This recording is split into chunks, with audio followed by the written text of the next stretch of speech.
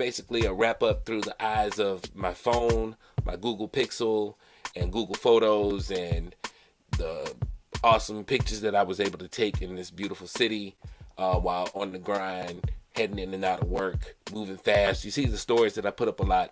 It's a lot about basically me getting to and from work and trying to slow time down sometimes in the middle of the grind or whatever it is. But we're gonna get right into the first part of this video podcast. It's basically a look through the year from my eyes and my perspective. And we start out with just headed to work and the different ways that I see the city as I'm headed in and out commuting on the way to work, which is, again, it's just been a very surreal experience to be working in New York City at a major network. It's crazy. And again, being from Alabama, having to represent so many different things and seeing some of the things that you observe. And like, I want to talk more again about newsy news stuff more in depth later, but January 6th happened, but leading up to it, there were other things going on TV, and I have to try to explain to people that yes, I'm from the same state as this guy. And the big news up until that day for me, or the things that I was covering, was that January 5th runoff and all the things that were going on with that. But of course, we all know what happened, and I'm not gonna really share too many pictures of that day and really talk too much in depth about it in this edition. But I'll get into some other stuff a little bit later about some things that happened with that. But moving on to the rest of the pretty pictures here, just having a wonderful opportunity to see the sights of the city.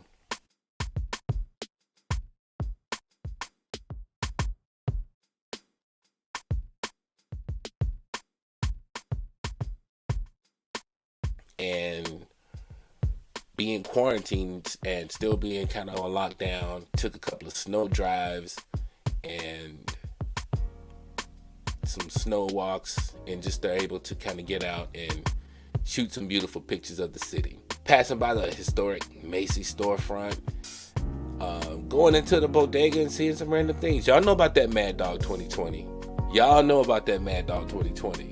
But did you know that one is not Mad Dog, there's a name behind it. It's crazy, but they also make Spike Punch.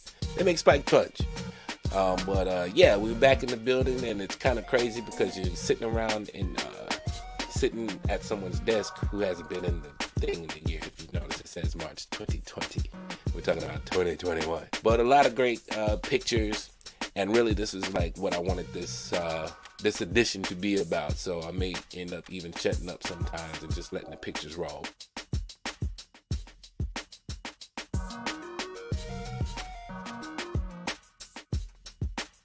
Set my drums up. Was able to go up to the park down the street and procrastinate a lot of my other responsibilities away sometimes. More awesome pictures. Was able to get out and shoot this basketball game here, which I may actually do a little piece on that in the future.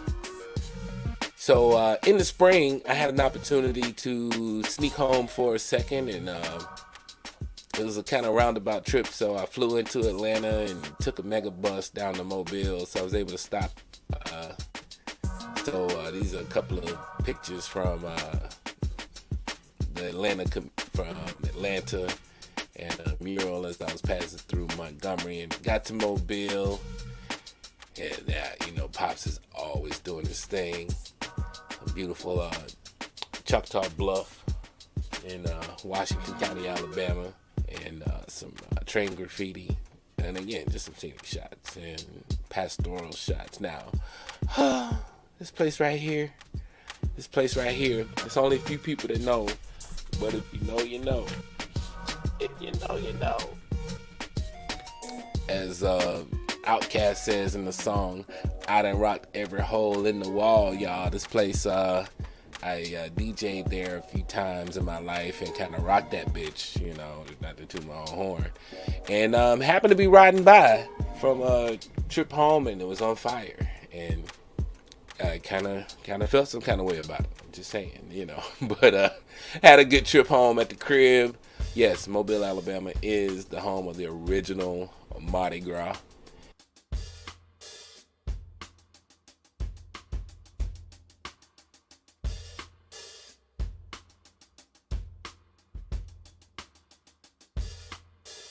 And we also build naval ships. It's a historic Sanger Theater. And again, I can only really take credit for the frame of the picture. A lot of this is the camera doing the work. Had a chance to go down the dirt road, and now this image for me does take me back to childhood. So there's a lot of nostalgia in this picture for me, other than being just a nondescript dirt road for a lot of people. And having some good old Kool-Aid down the dirt road, and seeing family and friends, and also, having a chance to have a little serenity. My Mobile folks, you know about the meat block. If you know, you know. And then my Greenway people, you know about the one stopper. I just had to take a little picture of that for some old time's sakes. That's the closest thing I can call to a bodega in Alabama. Now, while I was at home, I had a chance to confiscate some pictures, and I'm going to use that in some further podcast material to talk about some other shits. But one of my first one of my first kind of productions there when I was the mix show tape king.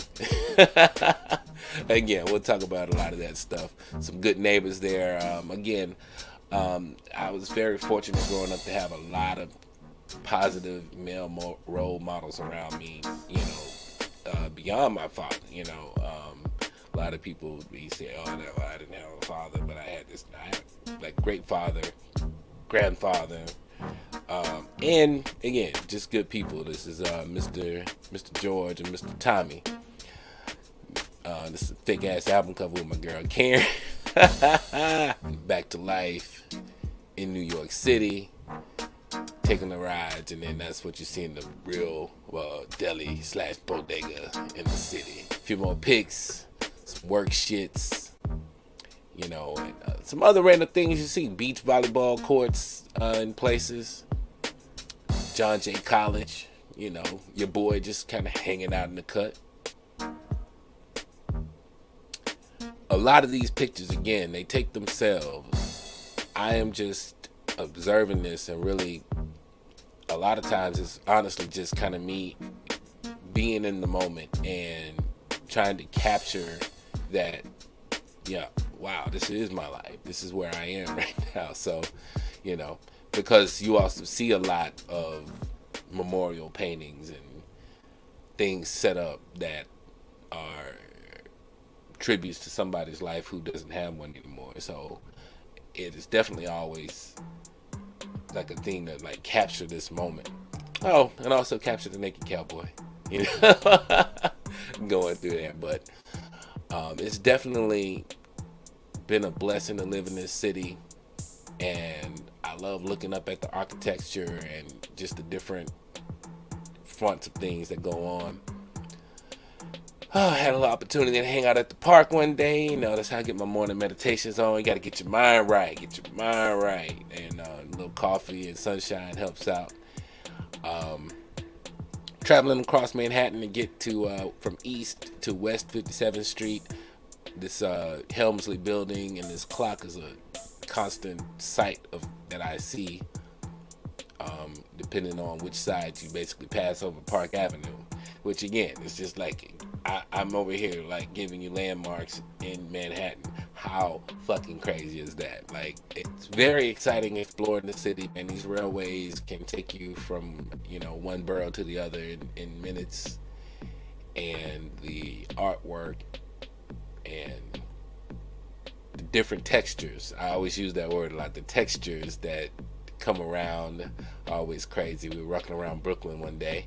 Walked past Spike Lee's office in Fort Greene.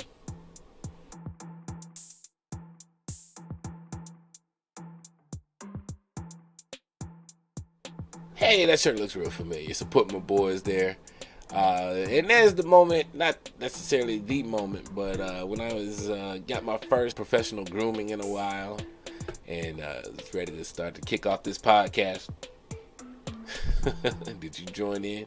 It's a 5-year challenge from 16, but yeah, I was really excited to get this thing started.